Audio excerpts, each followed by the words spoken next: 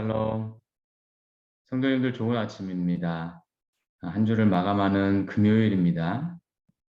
오늘도 말씀과 기도를 통해서 한 주를 의미 있게 마무리하는 그러한 축복의 시간 되시기를 소망합니다. 오늘 저희가 함께 묵상할 본문 말씀은요. 창세기 10장 1절에서 32절 말씀입니다. 좀 긴데 제가 봉독하도록 하겠습니다. 노아의 아들 셈과 함과 야벳의 족보는 이러하니라. 홍수 후에 그들이 아들들을 낳았으니 야벳의 아들은 고멜과 마곡과 마대와 야완과 두발과 메색과 디라스요. 고멜의 아들은 아스그나스와 리밧과 도갈마요. 야완의 아들은 엘리사와 달시스와 깃담과 도다님이라. 이들로부터 여러 나라 백성으로 나뉘어서 각기 언어와 종족과 나라대로 바닷가의 땅에 머물렀더라. 함의 아들은 구스와 미스라임과 붓과 가나안이요. 구스의 아들은 스바와 하윌라와 삽다와 라마와 삽드가요. 라마의 아들은 스바와 드단이며 구스가 또 니무롯을 낳았으니 그는 세상의 첫 용사라.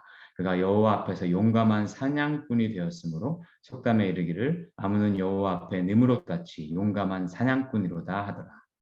그의 나라는 시날 땅의 바벨과 에렉과 악갓과 갈레에서 시작되었으며 그가 그 땅에서 아스루로 나아가 니느웨와 르호보들과 갈라와 및 니느웨와 갈라 사이에 레센을 건설하였으니 이는 큰 성읍이라. 미스라임과 루딘과 아나밈과 르하빔과 납두힘과 바드루심과 가슬루힘과 갑도림을 낳았더라. 가슬루힘에게서 블레셋이 나왔더라. 가나안은 장자 시돈과 헷을 낳고 또 여부스 족속과 아모리 족속과 기르가스 족속과 히위 족속과 알가 족속과 신 족속과 아르완 족속과 스말 족속과 하맛 족속을 낳았더니 이후로 가나안 자손의 족속들이 흩어져 나아갔더라. 가나안의 경계는 시돈으로부터 그라를 지나 가사까지와 소돔과 고모라와 아드마와 스보임을 지나 라사까지였더라. 이들은 함의 자손이라 각기 족속과 언어와 지방과 나라대로였더라. 셈은 에벨의 온 자손의 조상이요 야벳의 형이라. 그에게서도 자녀가 출생하였으니 셈의 아들은 엘람과 아스루와 알박삭과 룻과 아람이요 아람의 아들은 우스와 훌과 게델과 마스며 아르박삿은 셀라를 낳고 셀라는 에벨을 낳았으며 에벨은 두 아들을 낳고 하나의 이름은 벨렉이라 하였으니 그때 세상이 나뉘었으며 벨렉의 아후의 이름은 욕단이며 욕단은 알무닷과 셀렙과 핫살마웻과 예라와 하도람과 우살과 디글라와 오발과 아비마엘과 스바와 오빌과 하윌라와 요밥을 낳았으니 이들은 다 욕단의 아들이며 그들이 거주하는 곳은 메사로에서부터 스발로 가는 길의 동쪽 산이었더라. 이들은 셈의 자손이니 그 족속과 언어와 지방과 나라대로였더라. 이들은 그 백성들의 족보에 따르면 노아의 자손의 족속들이요 홍수 후에 이들에게서 그 땅의 백성들이 나뉘었더라. 아멘. 자, 오늘 본문 말씀은 홍수 심판에서 하나님께서 보존하신 노아의 후손들이 어떻게 온 세상에 퍼져 나갔는지를 보여주고 있습니다. 그러면 이 세 아들의 복잡한 계보들 중에서 몇 가지만 함께 살펴보도록 하겠습니다. 먼저 야벳의 자손이 나오죠. 셋째 아들 2절에서 5절에 나오는데요. 고멜과 마곡이라는 이들은요. 에스겔서 38장에도 나옵니다. 거기서 그들은 각각 한 민족을 이루었다라고 나와요. 그래서 고멜은 지금의 터키 서부 쪽으로 나갔고요. 마곡은 흑해 주변에 이 러시아 쪽으로 나갔다고 보시면 됩니다. 또 마데라는 이름이 나오는데 이것은 이제 메데와 같은 표현이에요. 그래서 여러분들 아시는 바대로 메데 바사는 지금의 이제 페르시아 제국이 되죠. 이란을 이제 의미합니다. 야완이라고 나오는 야완은 그리스인을 말합니다. 스가랴서 9장에 나옵니다. 두발과 메색과 메색은요 지금의 터키 동부와 흑해 동부 쪽에서 갔어요. 또 이제 달시스라고 나오는데 달시스는 요나가 가려 했던 다시스 항구 스페인 이쪽이죠. 그래서 그쪽을 이야기하는 것으로들 봅니다. 전체적으로 보면 야벳의 자손들은요, 터키, 유럽, 흑해, 페르시아 이쪽으로 나뉘어간 것을 알 수가 있습니다. 네. 그다음에 이제 함의 자손이 이제 6절에서부터 20절까지 나오는데요. 구스는 우리가 이제 모세 아내 구스 여인으로 잘 알고 있는 것이고요. 또 이제 오늘날 에티오피아에 이제 해당하는 쪽으로 나아갔습니다. 그리고 이제 좀 주목해야 되는 이제 니므롯이 나오죠. 니므롯. 니므롯은 지금 신할 땅 바벨 쪽에 이제 갔다고 했는데 그쪽이 이제 현재로 보자면 이라크 쪽이 됩니다. 근데 이제 니므롯이라는 그 이름의 뜻 자체가 우리가 반역할 것이다라는 뜻입니다. 우리가 반역할 것이다. 이제 바벨에서 반역했다라는 것을 생각해 본다면 바벨 사건을 주도한 민족으로 이렇게 학자들은 이해하고 있습니다. 네, 그래서 니므롯이 그런 측면에서 좀 중요한 어떤 그러한 족속이 되겠습니다. 블레셋, 지금의 팔레스타인이죠. 근데 이제 저희가 아는 팔레스타인 블레셋 민족은요, 지금 블레셋들이 이제 토착민이 됐고 그 이후에 해양 민족이 이쪽으로 이주를 해오게 돼요. 그래서 더 강한 민족이 되어서 나중에 이스라엘의 적이 되죠. 가나안, 가나안은 좀 특별히 각 개개인들 이렇게 얘기하지 않고 각 민족들을 중심으로 언급하고 있습니다. 이들은 이제 가나안 땅에 거주를 했었죠. 훗날 이스라엘에 의해서 정복되거나 혹은 남아서 계속적인 갈등 관계를 맺어 나가는 그러한 족속이 됩니다. 그럼 이제 전체적으로 봤을 때 함의 자손들은요, 바벨론 지역, 또 아프리카 지역, 또 가나안과 팔레스타인 지역 쪽으로 흩어져 갔음을 저희가 생각해 볼 수 있겠습니다. 이제 마지막으로 셈의 자손, 첫째 아들 셈의 자손에 나오죠. 21절에서 31절까지 나오고 있습니다.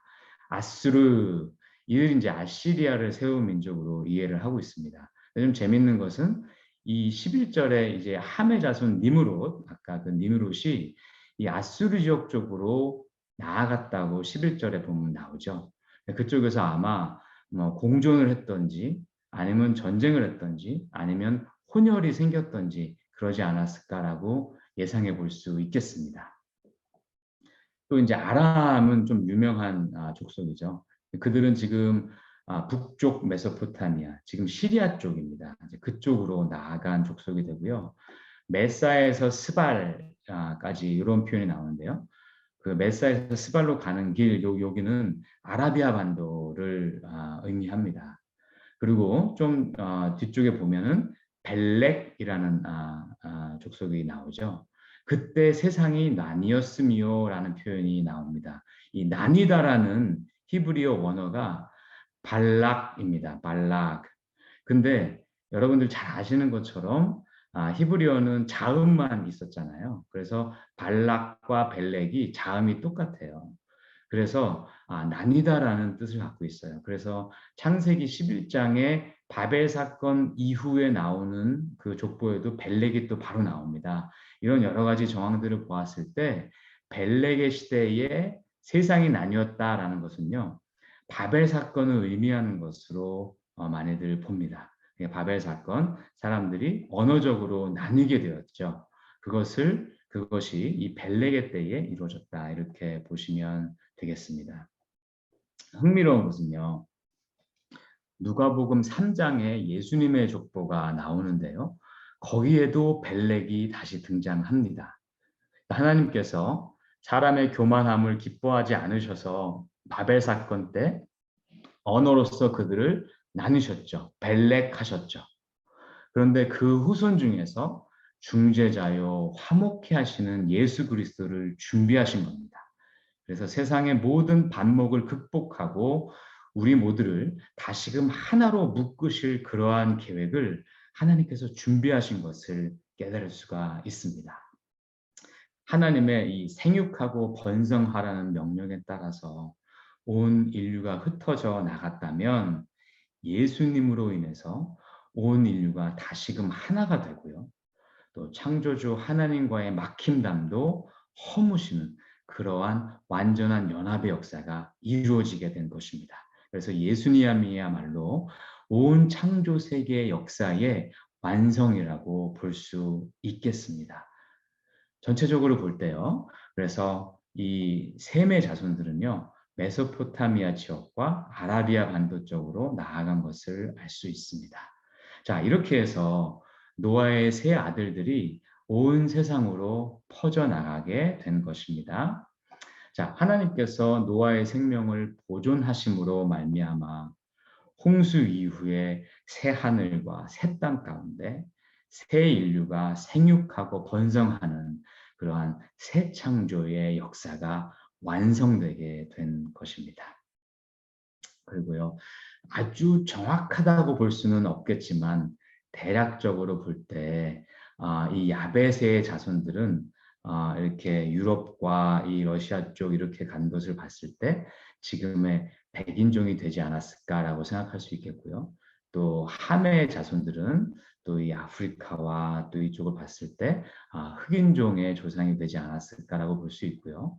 또 셈의 자손들은 황인종이 되지 않았을까라고 대략적으로 그렇게 볼 수 있죠. 그런데 이것은 아주 정확한 것은 아닙니다. 왜냐하면 각기 그 족속들 안에서 또 복잡한 인종들이 나왔죠. 그리고 뭐 혼혈도 되기도 하고 그랬기 때문에 그렇게 아주 결정적으로 보시는 것이 정확하다고 얘기하기는 좀 힘듭니다. 대략적으로 그러지 않았을까라고 보는 것입니다.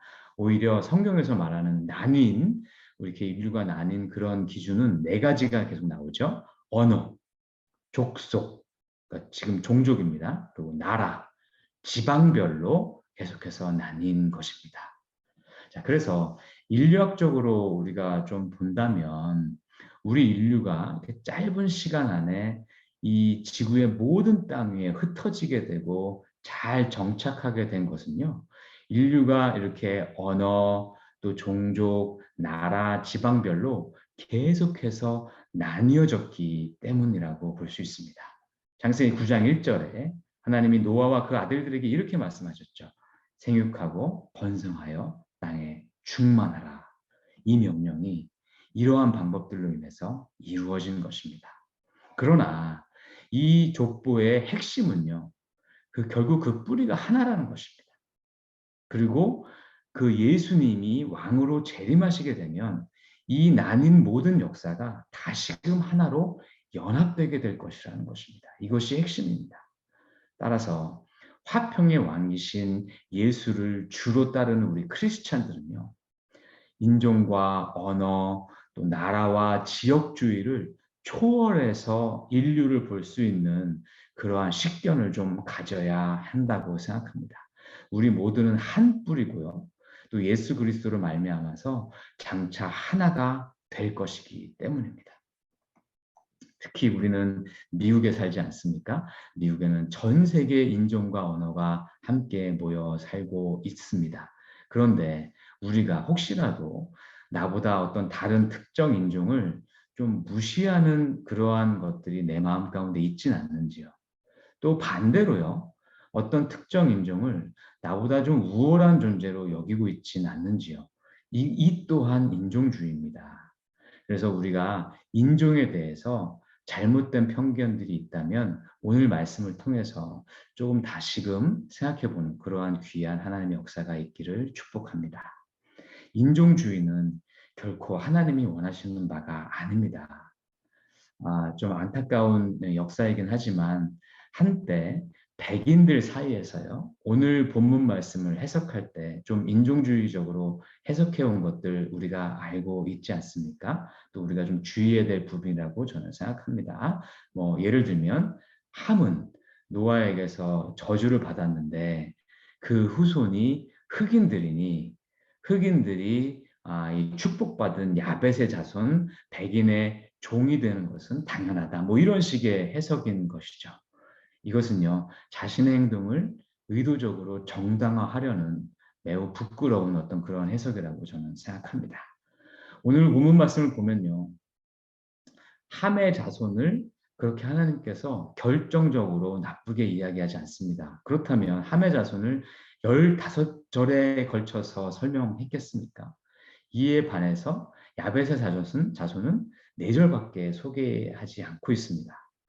이 말씀을 읽어볼 때 하나님께서는요, 어떤 특정 인종과 인류만 결정적으로 축복하시거나 저주하셨다고 보기는 힘듭니다. 하나님은 온 인류의 하나님이신 것이죠. 나뉘어 나간 이후에 그들이 어떤 땅에 거하면서 그곳에서 악을 행하고 하나님을 배제하고 우상 숭배를 해서 하나님의 어떤 징계를 받았을지는 모르겠지만 그들을 하나님께서 결정적으로 저주하셨다 이렇게 보는 것은 인종주의적인 생각입니다. 인종주의는요, 어떠한 결과를 후천적 결과로 보는 것이 아니라 선천적으로 그렇게 태어났기 때문이라고 보는 시각이기 때문에 그렇습니다. 그래서 우리가 오늘 말씀을 통해서 인종과 언어에 대해서 조금 더 건강하고 균형 잡힌 하나님의 시각으로 바라보아야 할 것입니다. 자, 두 번째로 본문 말씀을 통해서 우리가 좀 깨달을 수 있는 것은요. 우리 인류 전체를 구원하시기 위해서 준비하고 계시는 그러한 하나님의 구속사적 노력을 느낄 수가 있습니다. 자, 22절 말씀을 좀 보세요. 거기 보시면 셈의 아들이 4명이 나오죠. 사실 그 중에 제일 우리가 익숙하고 유명한 아들은 아람입니다. 아람. 그런데 성경 지면은요, 아르박사스의 자손들에게 집중하고 있어요. 24절부터 29절까지가 다 아르박사스의 후손입니다. 왜 그랬을까요? 네, 그렇습니다. 여러분 잘 아시는 바대로 그의 후손에게서 아브라함이 태어나기 때문입니다. 다음 장 창세기 11장 10절 말씀은요. 이렇게 됩니다. 셈의 족보는 이러하니라. 셈은 덱세 곧 홍수 후 2년에 아르박삿을 낳았고. 네. 다음 장에서는요. 셈의 족보 중에서 아브라함의 계보를 중심으로만 기록하다 보니까 거기서는 아르박삿만 언급하고 있습니다. 그런데 아브라함은요. 구속사적 관점으로 본다면 또 하나의 노아입니다.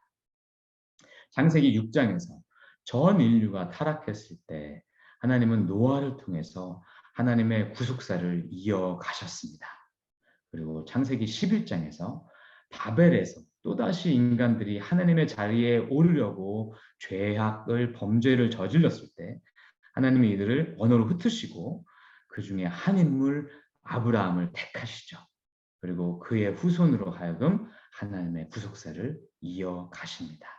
그리고 더 중요한 것은 그의 씨앗에서부터 하나님의 아들인 예수 그리스도를 준비하심으로 말미암아 이 구속사를 완성하셨습니다. 그 중간에 얼마나 많은 위기들이 있었습니까? 예를 든다면 아브라함이 아내 사라를 누이라고 속여서 그 계보가 무너질 뻔하기도 했었죠.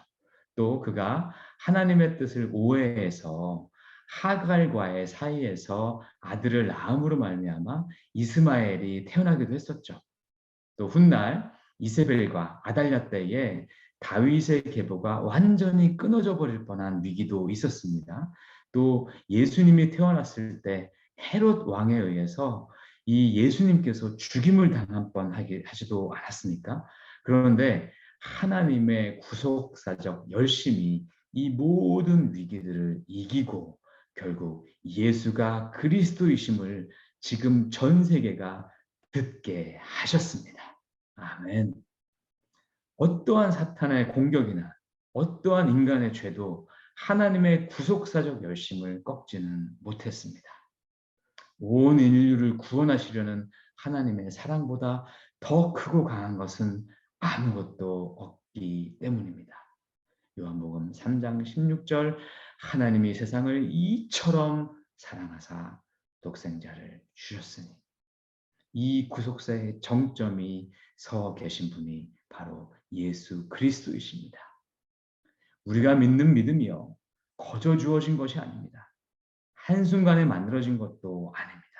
수많은 사건과 수많은 위협 속에서 하나님이 열심으로 지켜오신 그 복음이 바로 지금 우리가 듣고 믿고 있는 귀한 복음입니다.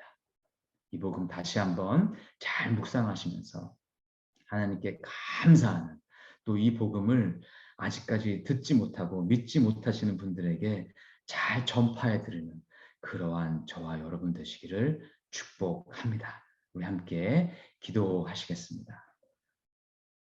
사랑의 아버지 하나님, 감사를 드립니다.